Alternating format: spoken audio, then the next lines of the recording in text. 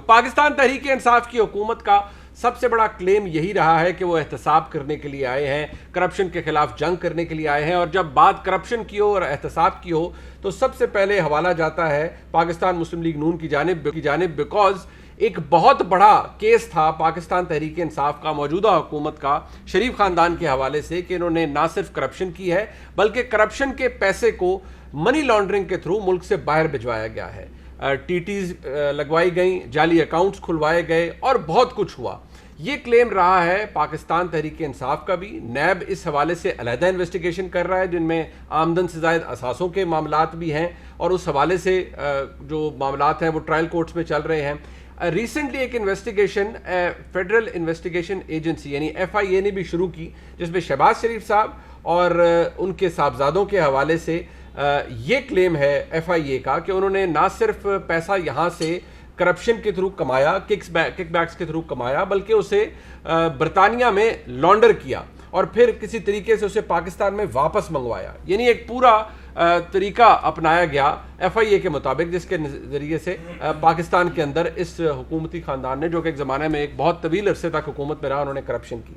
लेकिन एक ऐसी डेवलपमेंट है जिसको रिपोर्ट किया आज जियो न्यूज़ के नुमाइंदे ख़ुसूसी हैं मुर्तज़ा अली शाह साहब, उन्होंने, जिसमें यूके के वेस्टमिनिस्टर मजिस्ट्रेट कोर्ट ने एक अकाउंट डिफ्रीजिंग ऑर्डर जारी किया। अब उसके बारे में बहुत से लोग नहीं जानते। लोग ये भी नहीं जानते कि क्या पाकिस्तान की हुकूमत ने एसेट रिकवरी यूनिट, वो यूनिट जो कि शहजाद अकबर साहब की सरबराही में काम करता है, उसने शहबाज शरीफ साहब, उनके साहबजादे सुलेमान शहबाज साहब, उनके हवाले से बरतानिया की हुकूमत को क्या दरख्वास्त की थी। ज़ाहिर बात है जब बात बरतानिया की आ जाती है तो वहाँ पर मामलात इतने सीधे नहीं होते।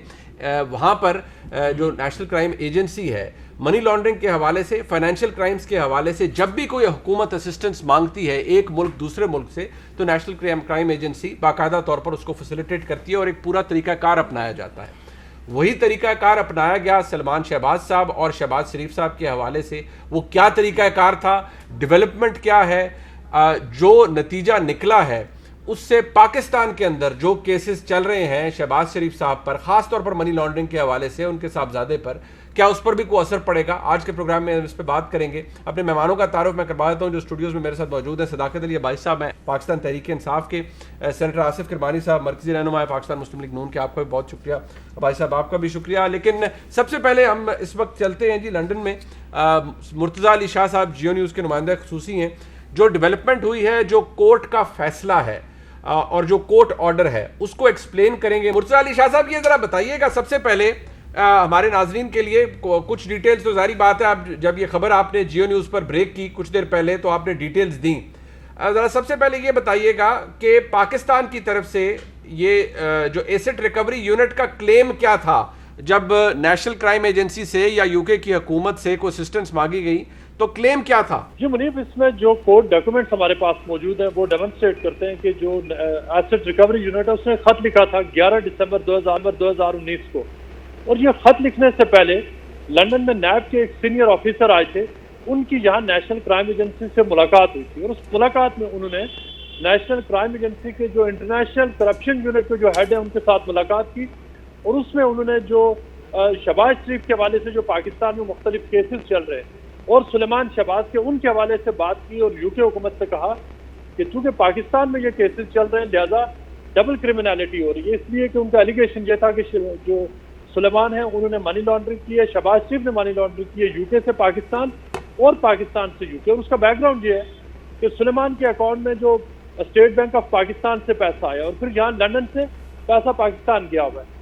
उसके बाद उस मीटिंग में ये हुआ कि जो उस मीटिंग के खात्मे पर जो नेशनल क्राइम एजेंसी ने उन्हें कहा कि हमें इस बात को अंडरस्टैंड करने के लिए मजीद इंफॉर्मेशन चाहिए, ये बात हुई। और उसके बाद जो उनकी जो मीटिंग थी उसके 2 रोज के बाद एसेट रिकवरी यूनिट ने एक खत लिखा और उस खत में जो हमारे पास मौजूद है उसमें पूरा जो केसेस हैं उनकी तफसीलात दी गई और तकरीबन 24 से 25 कंपनियों का जिक्र किया गया और कहा यह गया कि सुलेमान शहबाज अब्सकॉन्डर हैं, शहबाज शरीफ वांटेड है, सुलेमान भी वांटेड है, इनके ऊपर करप्शन के केसेस हैं और यहाँ तक कहा गया कि वो जो मुख्तलिफ कोर्ट्स हैं उनके साथ कोऑपरेट नहीं कर रही।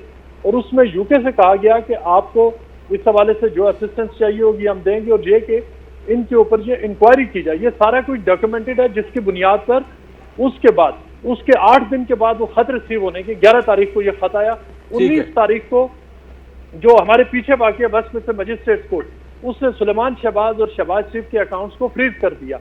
उसमें शहबाज शरीफ का एक 2004 वाला अकाउंट था जो बंद हो चुका था, जो नेशनल क्राइम एजेंसी ने अपनी इन्वेस्टिगेशन को 20 साल पहले ले गए।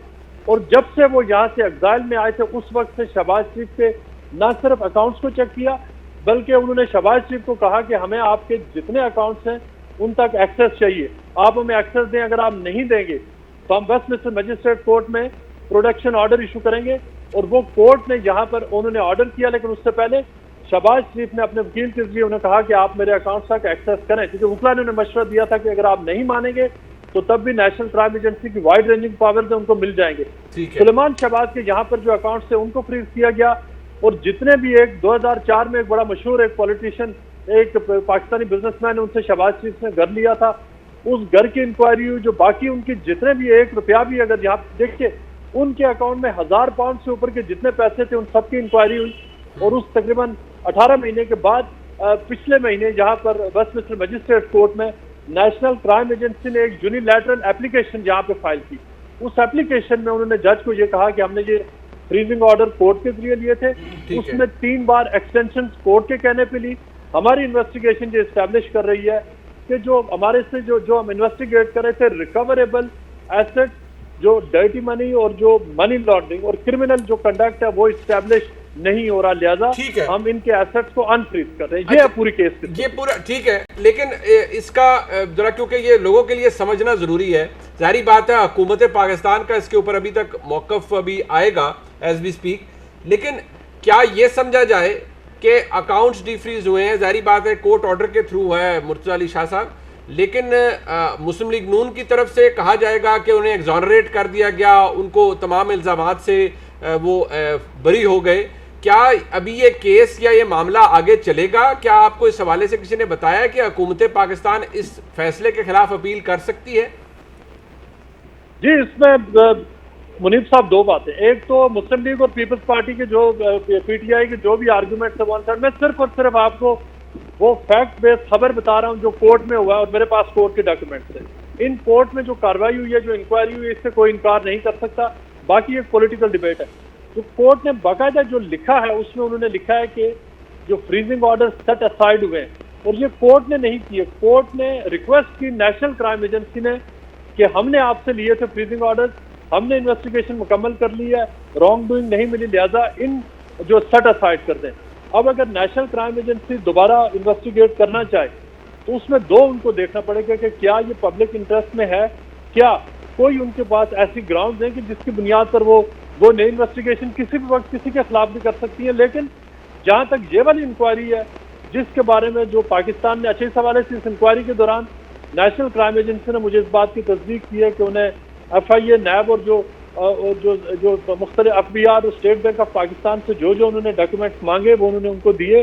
दुबई से उन्होंने डॉक्यूमेंट्स लिए, बरतानिया से उन्होंने इकट्ठे किए, यहाँ के बैंक से।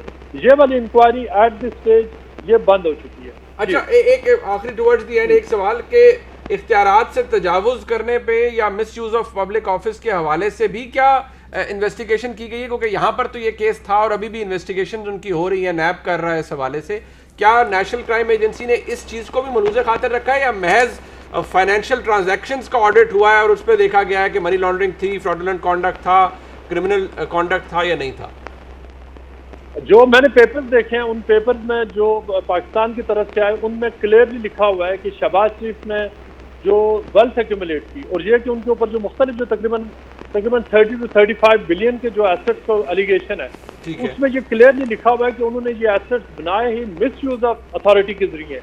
और मैं आपको ये बताऊं कि जो दिसंबर 2019 को सबसे पहले जो लंदन में मीटिंग हुई उसमें नेशनल क्राइम एजेंसी को यही बताया गया था कि जो शहबाज शरीफ हैं उनके पास उन्होंने जो वालिद से दौलत जो इनहेरिट की है वो थोड़ी सी थी। उनके जब वो इक़्तिदार में आए नवाज शरीफ और शहबाज शरीफ, उसके बाद उनकी जो दौलत है वो हंड्रेड्स ऑफ टाइम्स वो मल्टीप्लाई हुई है। इसमें इम्प्लीकेशन ये थी कि ये जो वेल्थ हुई है ये through miss use of authority, miss use of power के जरिए हुई है। जो नेशनल क्राइम एजेंसी है क्योंकि वो मिस यूज ऑफ पावर के हवाले से तो वो इन्वेस्टिगेट नहीं कर सकते क्योंकि वो सेपरेट ज्यूरिसडिक्शन है। जहाँ तक उससे रिलेटेड जो बाकी कंप्लेंट्स थी कि मनी लॉन्ड्रिंग हुई है, क्रिमिनल कंडक्ट और फ्रॉड हुआ है, वो चीज़ इस्टेब्लिश नहीं हो सकी।